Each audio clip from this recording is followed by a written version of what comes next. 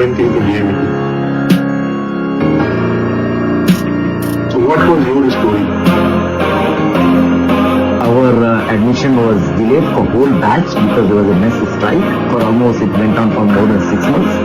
And then we were supposed to get admitted in 1987 and it got delayed. Finally, we went to the college. Our session started in February 88.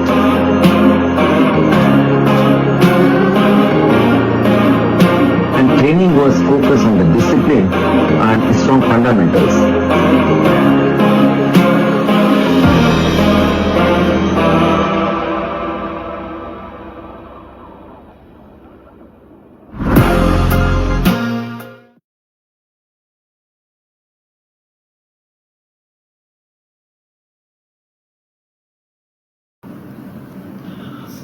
Welcome back to MarineX Radio, where we bring you conversations with maritime professionals and DMETians whose lives have shaped the future of global shipping and DMETians around the globe. I'm your host Prateek, and today we have an inspiring guest whose journey from engine room to one of the most crucial technical roles in the industry is nothing short of remarkable. Mr. Sanjiv Mishra, a 1991 DMET alumnus who has sailed as Chief Engineer and today heads the Data Center Asia at DNV Maritime Singapore. He is also President of DMET-MERI Alumni Association Singapore, one of the strongest DMET Alumni Association globally. Let's dive into his incredible journey. Welcome, Sanjiv Sir. Welcome to the podcast. Thank you, Prateek. Thank you for having me here. So, Sanjiv Sir, it is not more than 3 decades in DMET plus in maritime field. With this podcast, we want to showcase your journey and very interestingly, journey of DMET-MERI Singapore Association, which is by default one of the strongest alumni association globally. We at India keep learning from the work you guys have been doing, and especially you have been doing at DMV and at DMET-MERI Alumni Singapore. So thank you from the bottom of my heart for allowing us to shoot this podcast at your home. So to start with, first question, how it all began? How did you went into DMET? So was it for most of us, it was an accidental DMET admission. We never wanted, so I never wanted to be a marine engineer, but DMET just happened. So what was your story? I think it is something similar for me also. Basically, I come from a very humble background, very ordinary family, and sea career was very distant dream. But when I came to know about DMET and I applied, and then I was very happy to be admitted in one of the most prestigious marine engineering college, DMET, in 1988. And I consider myself very lucky. And that's the time I consider that my maritime journey truly began, when I went to the college. So let's take you back before college. If you are okay discussing about your family, your mother and father, because that shapes what we are or what we become in future. So were your father a businessman or a professional? So let us take you back a little bit, because for us it's very important to know the man behind or the woman behind Sanjiv Mishra. That way, my father has been very supportive. He is basically, by profession, he was a doctor. He's still running his clinic after retirement. And he promoted me, whatever I wanted to do. He supported me. And I would give this credit to my father where I am, right from the beginning. Right from my school days and college days, and of course once you are in the college, then you are on your own. But my father really supported. We are from very small place, Raebareli, near Lucknow. So you did know about what you were getting into DMET. So let us remind about, for me, the first day in DMET changed everything. for most of my batch. So what was your first day in DMET like? If you can remind us about, take us back in 1988. We were talking about an interesting incident about two batches passing out in the same year.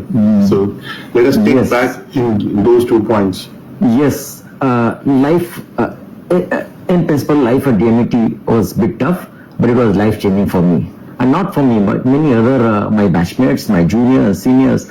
And training was focused on the discipline and strong fundamentals.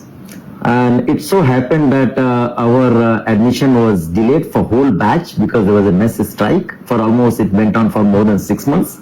And then we were supposed to get admitted in 1987 and it got delayed. Finally, we went to the college. Our session started in February 88. And it so happened that even second half of 1988, there was another batch. So the two batches had started from same year, but basically, principally our batch is 87-91, but eventually we studied between 88 to 92. No. So, as there were a waiting period of 6 months, so a lot of people must have dropped off from DMET and took admission somewhere else. Yes. What was the batch strength at your time?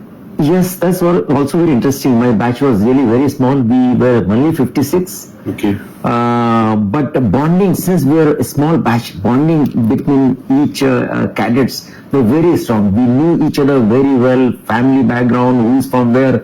As you know, one of the important identity in DMET is the roll number. Yeah. And believe me, it's been more than 33 years I passed out from the college. I still remember the roll number of my each batchmates. So this is the identity which still remains with us. Memory of ragging at DMET, or I guess for me it was more of a training. Kids these days call us ragging, but I guess we were getting ready for life. And so what were your days in first year like? Any interesting story which you would like to share with everyone? Yeah, I mean, I always say that DMET taught us resilience, and you know, when you interact with the seniors and then you call it a ragging or training or grooming, I think in my opinion, it's important, provided it is done in the right framework. And it's really, when I used to interact with our seniors and all, they have really taught me a lot, especially during these interactions when I was in first year in DMET Kolkata. So those were quite a learning phase of my life, especially this is the first time I moved out from my hometown, coming to the Calcutta first time, and then spending suddenly with so many people, you know, batchmates, with so many seniors, you know, different batches. So I think it was quite interesting. Though when we go back, you know, we used to feel a little bit awkward being, call it a ragging, or maybe I would call it a grooming, you know, for your future career. But it was quite learning experience while interacting with the seniors. We make friends, lifelong friends in DMET. Friends who have our back and we have their back. I guess even when they are not there, we have their families back.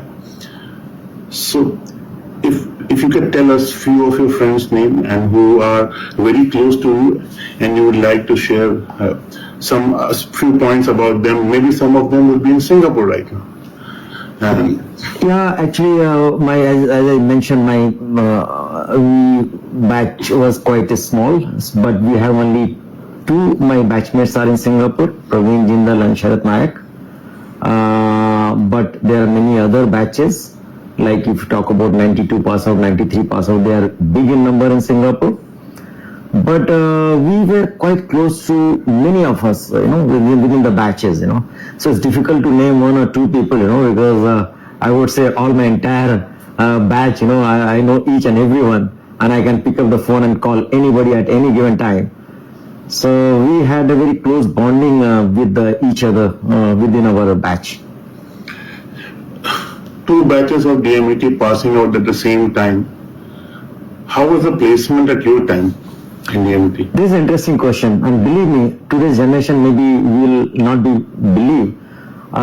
We had a very great time when we passed out. instead of we going out to the companies and asking for the jobs, the companies were coming to the campus and kind of offering us a job. Believe me, when we passed out, not only me, I had at least 3 offers. And most of my batchmates had more than 1 offer. Then we decided whether I needed to go to Great Eastern or SCI or some foreign companies.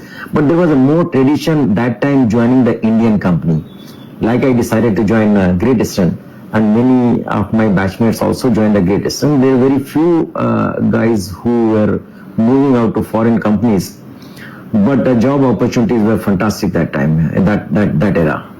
So I would say now situations have been changed, and it is unfortunate that some cadets are still not getting job after passing out. So the first thing, the batch strength is very, very high now. So I guess close to 300 cadets. I heard it's around 250 plus. 273 passing out this year. And the placement was down a few years ago, but I guess the alumni have picked up again and they are taking interest, and the placements are really improving.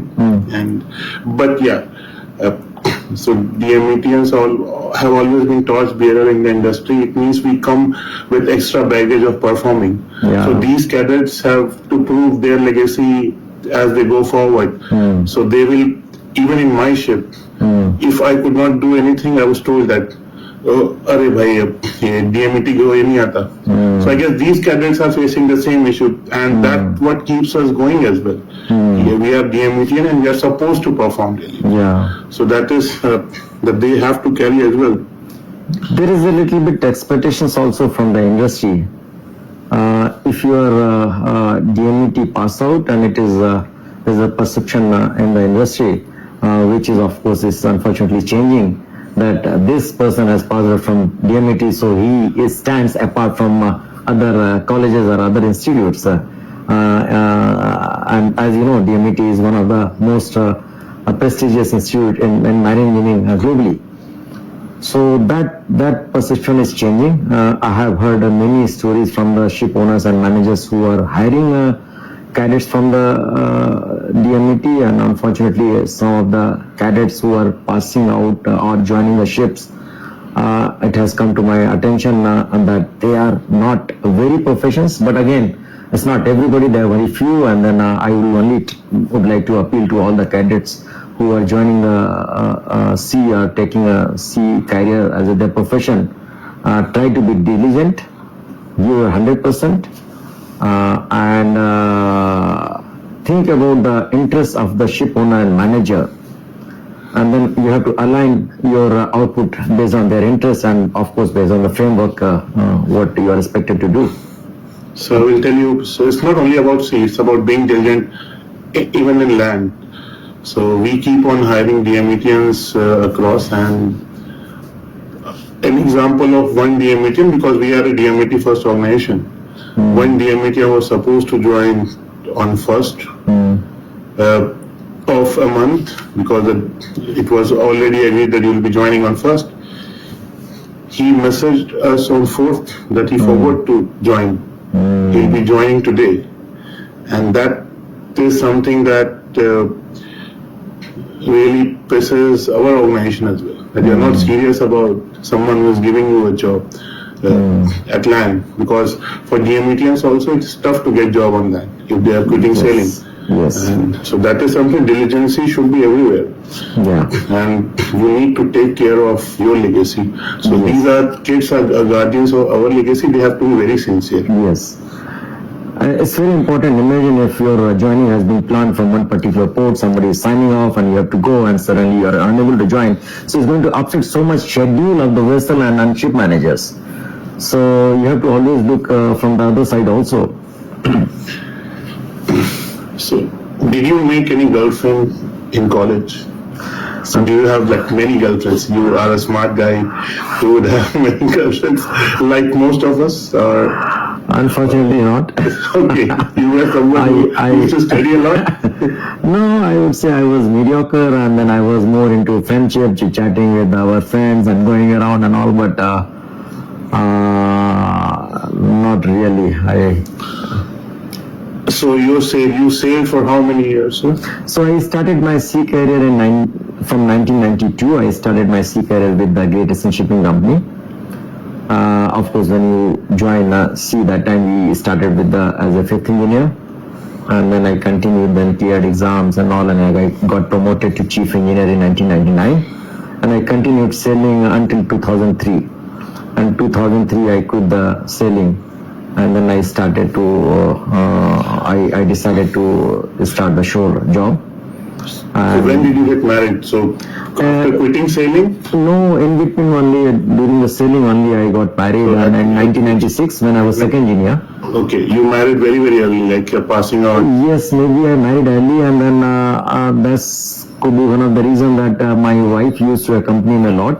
Okay. During the sailing career when I was, that is also one of the reasons that I stayed with the Great Eastern, because family carrying facility was quite good.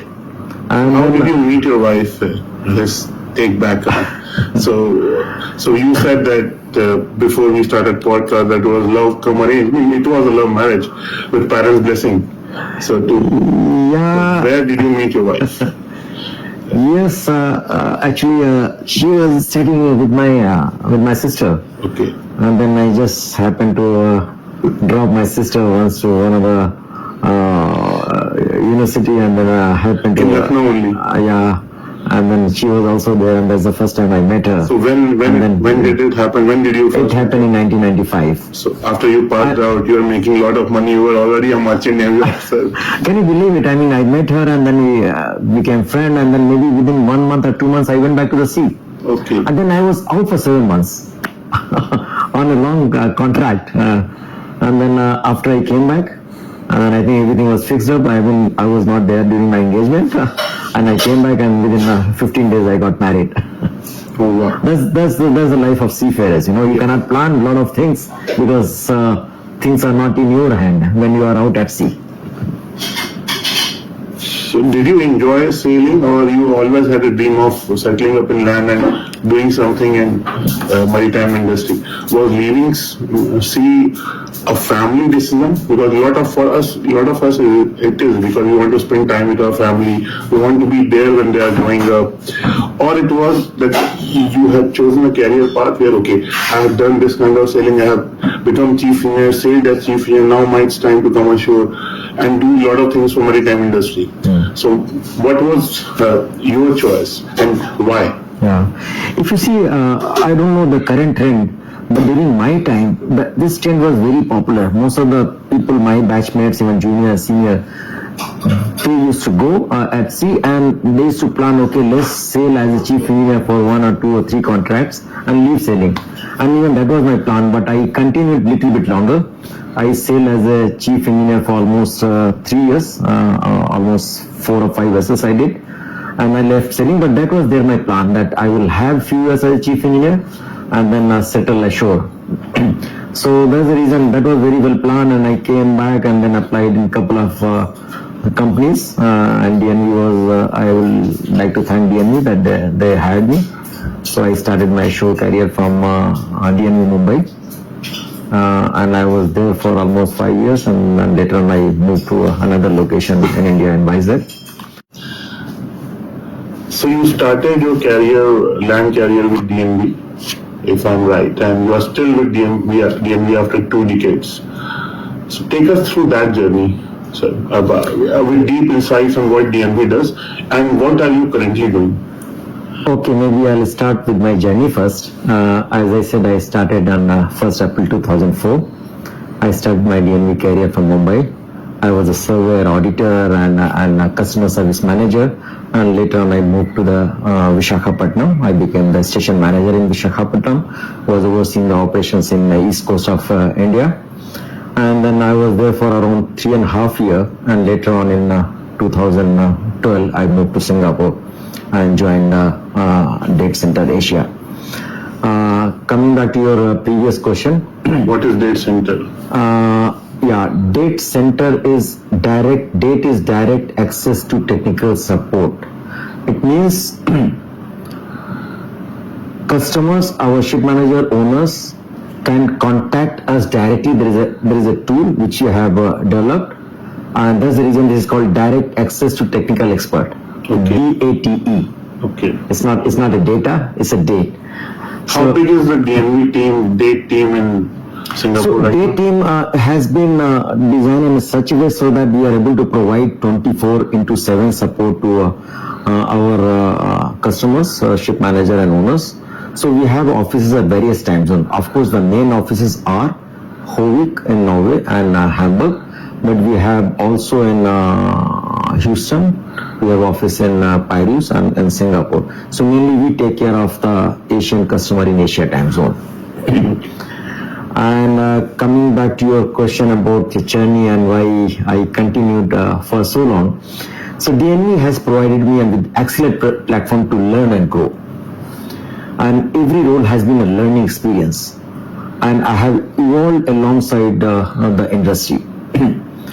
And as you know, maritime industry is changing with new technologies, regulations, market trends, and to stay relevant, we must keep learning and adapting. And this is what DNV has given me back. And so that's the reason I'm very happy continuing with the DNV. Believe me, money was not my first priority in this job. In between the last 20 years, I did got few offers from some other companies, but I was never serious to move out from the DNV. And also throughout my career within DNV, I have been lucky to have some few amazing mentors who guided me through the challenges and helped shape my perspective. So, and within DNV, I have worked with some of the best professionals in the industry. And within the DATE network with other centers also, we have been coordinating very closely and providing this technical support to our customers. So, two questions. The first question is, when we leave sea, it's a very high-paying job, and when we are transitioning the salary, almost even for chief engineers, it slashes 1/3 or maybe it is 1/4 of what you get at sea. So how did you adjust to that? Was the first 1 or 2 years very difficult? So how did you adjust to that disparity in pay scale when you left sea? This is a very interesting question, and believe me, maybe some of the, if you ask this question, if I tell the answer of this, maybe some of the people from other industry, they will not believe it. When I moved from the sailing to shore career, my payment salary was down by almost 90%. Wow. So, but that's the change which you eventually I decided to make. Maybe there were a lot of factors. Of course, one is staying with the family was the biggest factor which I decided to move. But I never regret, I think I had sailing of what I had planned for almost 11.5 years to 12 years, and then now continue the shore career after that. So I think whatever the decisions I took in my life, whether sailing or moving back to the shore, joining DNV, I don't regret with any decisions. I've been fortunate enough to have worked with these good companies throughout my maritime professions. So that way I consider myself very lucky. Second question. For us Indians, because you were, so I guess DMETians are one of the highest paying Indians in professionals across India as a country. Changing country, moving to Singapore with family way back in 2012, I guess. Right. It must be a tough decision, because a lot of my batchmates struggle with that. I guess same goes in your batchmate. A lot of people have stayed in India. They have made a career because moving to a new nation, building a career out of here. So tell us how tough it was and how you made it work, so that a lot of people who are in two minds whether we should move to Singapore or we should find a job in Delhi or Mumbai, because that's also growing right now. So how did you make the transition? That's also very interesting, and believe me, when I decided to move, of course, that was my choice, and I asked the company, and company accepted my request. Initial days were a bit struggling, when I moved. Coming to the new country, new place, never stayed in this country, initially few months I was alone. And then my plan was at the beginning, maybe I will work here for a few years and then I will eventually go back to India. But slowly I started settling down, I started liking the place and the atmosphere, and so I decided to settle down, and then after a few years then I applied for my permanent residency, which was granted. And then I bought a house also here in Singapore, so looks like me and both my family, they all like the place, so we are enjoying here. So at this moment I don't have any immediate future plans to move to any other locations, but you never know where the life will take you in future. But when my personal feeling is that when you move around within a profession, you learn a lot. You go to different places, meet different people. So I think, in my opinion, you should not be hesitant to move around, especially when there is a requirement for your job. I guess a lot of young folks will learn a lot from this podcast, because you have definitely made a mark in maritime world, and you are looked upon as heroes for us juniors. You mentioned there was an interesting moment even in your sailing days as a chief engineer when the main engine control failed.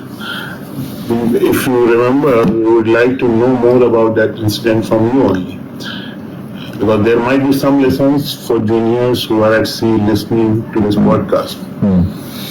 So that was very interesting incident, which I think the major mishap was avoided. As you know, normally the main engines are controlled from the bridge, and the master is controlling the main engine from bridge, and then I was chief engineer, and vessel was passing from a narrow channel, and suddenly the control failed from the bridge, and there was a panic on board, and then there is a normal procedure that when controls from the bridge fails, then master should order for engine control room to take over. And even that failed. The engine control room also, we were unable to take over from the engine control room, and vessel started drifting. So luckily we had myself and there were a few minutes, captain was in panic, and he said, unless you bring the engine back into operation, we may either run aground or may hit another vessel. And we then, in ECR control failed, we moved to the local control, which is called emergency maneuvering. That also failed. But luckily we had a common sense, and me and second year together, there was one ball which was not acting or moving. We managed to fix it, and immediately we changed over to emergency maneuvering, and I think within few minutes we managed to bring back the engine back into operation. So what lesson from this incident, what I learned, you have to be ready with the contingencies. Take it with the machinery or in your life, and make sure that you know what are the contingencies you may face, and you should have a plan for those contingencies. So I guess enough about work. What makes you famous in DMET community? I guess you are one of those DMETians or associations which is revered across the globe, is DMET-MERI Singapore Association. So I would like to know how your journey started with the association, and what makes Singapore different. Because I met a senior yesterday, so that there are more DMETians in Singapore than in Mumbai or Delhi. And I guess being out of country makes us Indians united, and DMETians and Singapore are very powerfully united. And that is something DMETians in different cities in India can learn from. So I would like to know your journey with association, and maybe you can take us through years of your struggle or the association struggles in the beginning, how the events started, and events are now considered one of the best alumni events happening in Singapore, even better than IIT and IM events. Correct. So I guess you have been doing that, and the committee has been doing extraordinarily well to take us back few years when your journey started, and maybe before that, what was happening? Thanks for asking this question. I think it is very important for others also to know about the background, the hard work which you all have been putting it. But first of all, most important is that it is not individual effort, it is a team effort. There is a committee. Committee numbers keep on changing, so it's between 10 to 14 members. Now we have 14 committee members, and then we divide certain responsibilities within the committee, and then of course I take a lead in most of the events. I joined this association as a committee member back in 2014. I came in contact with one of our seniors who was a committee member, and he pulled me in. And slowly I started taking interest, and I started contributing it. I started enjoying the work, bringing alumni together, from different companies and various events. So I started enjoying that, and then I started playing more and more active role. But you also mentioned about when it started. So this is also very important. This Alumni Association was set up in 2004 in Singapore by some of our seniors, mainly from 1987 pass out and maybe a little bit earlier. So at that time I was talking to one of our senior who was a founder, and he said that the first annual gathering which we had last week, there were only 25 alumni during the first gathering. And if you see now the journey which we have taken from 25 to 500, of course around close to 250 alumni with their spouses attending. So this has been very amazing journey, and I would say maybe it's the effort from most of the committee members who are putting an effort, and we not only this reunion is our signature event. Apart from reunion, we organize many other events. I hope you are aware about it. We organize technical meet, we organize family day, we organize Diwali movie, we organize one sports activity like last year we had its golf event. AGM is of course every year it happens, and then two new initiatives we have started last year, which is also getting popular. One is we call it DMET-SG monthly walk. Every month we fix up on Sunday morning, and then we inform all the alumni through WhatsApp. Let's go for a walk, guided walk, and it may be for 3 to 5 kilometers. We have hired one professional who knows these areas in Singapore very well. So maybe that lady decides one trail, and then we all follow her, followed by the breakfast. So this is very popular. And another is DMET-SG Adda. This is also a very interesting concept. Sometime either we alumni or maybe somebody from overseas, one of our batchmates have come, and then we used to struggle where to meet and let's sit down together and all. So we have partnered with the Anglo-Indian Cafe in Sampton Way, and partnered in such a way so that we are offering a 50% discount in F&B. So it's very interesting. Anytime any alumni from overseas coming, feel free. This is only open on Fridays. Feel free, go there, give your badge and roll number, and it's open to all alumni with their families. Not only for Singapore Alumni Association member, it's for every DMETian across the globe. Yes, any alumni can come. They have to tell their badge and roll number, because this is what they have been told to record, so that we have a record who all are visiting. And it remains open on Friday during lunch and dinner. So I would like to confirm that all alumni, even from overseas, are most welcome to come to DMET-SG Adda. I'm sure you will find many more from Singapore during when you visit this place. So a lot of interesting question when I was discussing back in India, because a lot of DMETians keep on traveling for their office purpose. So can they invite do their office meetings at the SG? No, it might save a lot of costs. Yeah, we are a bit careful on this and conservative also. We said this DMET-SG Adda is mainly for alumni and their family, so discourage any outsiders who is not from DMET. So this is mainly for alumni and their families. But of course, you all can bring your families. Okay. So what is core mission of DMET-MERI Singapore? Is it holding the DMETians in Singapore together, or is it making sure the DMET legacy is intact? I guess, for example, I'm associated with DMET Credit Association in Mumbai. So I'm the committee member, and their tagline is giving back to alma mater, which is now more of a giving back to alma mater and alumni. After I joined, so that alumni also needs association to back. So what is the core values or the core tagline, if you want to summarize a tagline for DMET-MERI Singapore? I don't know if there is. So what it will be? So actually there is. Okay. If you go to Google, just type DMET Singapore. It is high chance that you will get the first hit on top. Okay. And then we have written our mission also there.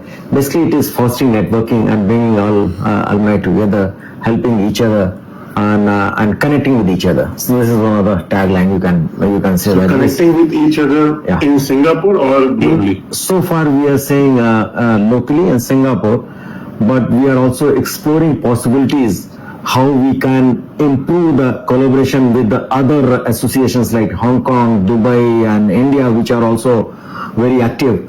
So this is in our plan next going forward.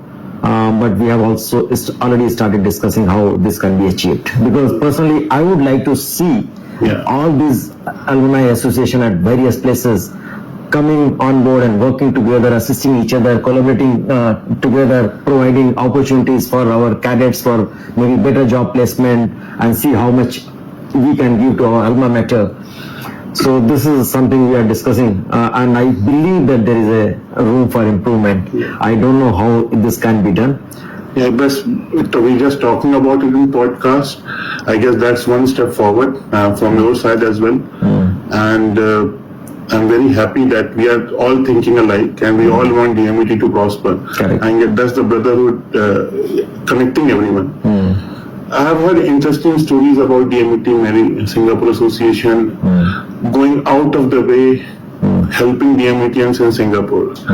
And this has happened quite regularly. So I won't be sharing his stories, but I would say that makes us really, really proud. And that makes us very confident. If someone going in Singapore, you might not know this, but if someone is going to Singapore, the first thing which is told to him, don't worry, there is the DMET-MERI Alumni Association is there. Even if you are starting a business, they will all back you. So if you're going to Singapore, don't worry about anything. And that's the only country right now, after India, which is so much DMETians and so much unity in DMETians. And for me also, I've been like almost more than 1 week now, and it feels like home. Just because I'm meeting DMETians, I feel so welcome. I'm very, very humbled. So in every podcast, I get goosebumps. Even my family believes that, okay, they have not left India. So they're just so loved. So I think as a president of Alumni Association, you deserve this credit. And we are very, very thankful to all the DMETians in Singapore who have made this possible. Thank you to the all core committee members. And I guess that puts you under a lot of pressure to keep performing like this going forward. Yeah, that's true. I mean, we try our best to assist each other in whatever possible way we can do it. We consider this as one family. This Alumni Association, we are maintaining all the records whenever people are coming, when they are leaving. Unfortunately, due to data protection, we cannot release all these details in public or share with anybody. But there is a strong bonding with all alumni in Singapore. People know each other, and then you go to any company in Singapore, it is very high chances that you will find one alumnus there working in that company. And there are few companies I can take the name also, like executive ship management, fleet management, and all. There are so many superintendents from our alma mater. So yes, this bonding is there. We try to help each other and assist each other. But going forward, I would like to see, can we do it at much larger scale, not only within Singapore, also outside Singapore. Definitely, sir. It is an extremely emotional moment for me as well. I guess it is taking your podcast has been a dream come true for me and for most of the DMETians, because a lot of people want to travel to Singapore for alumni event, but fortunately or unfortunately, at times they are at sea or they have their engagements, so they cannot. But when we see photos and videos back home, even if it is Singapore, Hong Kong events, Dubai event, it makes us proud, and we want to make sure such events keep on happening across the globe, even in countries like Cyprus, UK, where a lot of DMETians are there. Maybe they can learn from the Singapore framework, how they have made it very successful. And there might be a silver lining in this podcast, so that they can also learn the Singaporean way of running an alumni association. With this podcast, I can confirm that whenever we have event, we post in our social media, LinkedIn, Facebook, etc. And anybody visiting Singapore or happen to be in Singapore during that time, all alumni, all are welcome to attend our events. So let's back to the last question of the day. We all come from a maritime fraternity. So what, according to you, is the future of maritime industry for DMETians or for Indians or for anywhere in the globe? What are the key pointers we should look at? What are the skill set we should acquire, and how we should take our career, our journey forward? One of the key points which always I tell whenever I meet any junior or if I'm the mentor, never stop learning. Work hard, never stop learning, understand what is the expected delivery from you, and you have to perform accordingly. In maritime industry, as you know, maritime industry is shaping with decarbonization, digitalization and efficiency improvement. So there is changes happening at rapid pace in maritime industry. So we all need to understand, we cannot relax and sit back and let the things happen. We have to understand these changes and make sure that we learn about these changes, which are especially the decarbonization and digitalization, and accordingly we change our delivery accordingly. Yeah. So I guess we have had enough questions for this podcast, and a lot of juniors, seniors, and everyone across the globe is going to learn a lot from this. And with this podcast, we'll also be sharing snippets of events Alumni Association of Singapore have been doing through the years, so that a lot of us can learn from it and may get inspired and do this in India or any other country and keep the DMET flag high, like the Singapore way. So thank you for taking out time, sir. Thank you for hosting me at your place, and thank you for making me feel home. Thank you, Pratik, and thanks to DMET Club. You guys are doing a great job bringing everybody together, communicating at a large scale. I wish you all the best in your future endeavor. Thank you, sir. Thank you for everything. Thank you very much. Sanjiv Sir, one last message for everyone listening to this podcast. Okay, looking ahead and also going back to history, my college days instilled discipline. My sailing career taught me how to navigate complex challenges, and DNV shaped me into a leader with a strong focus with customer service. And as I celebrate 33 years in the maritime industry and also 20 years with the DNV, I look back with gratitude on the experiences, mentors and friendship that have shaped my journey. The maritime industry is always changing, and I'm excited to take on challenges, keep learning, give back to the community, and I would also pass on this message to younger generation: keep learning, work hard, and keep giving back to the industry. Awesome message, sir, and thank you once again. Thank you for being part of this podcast. Thank you very much.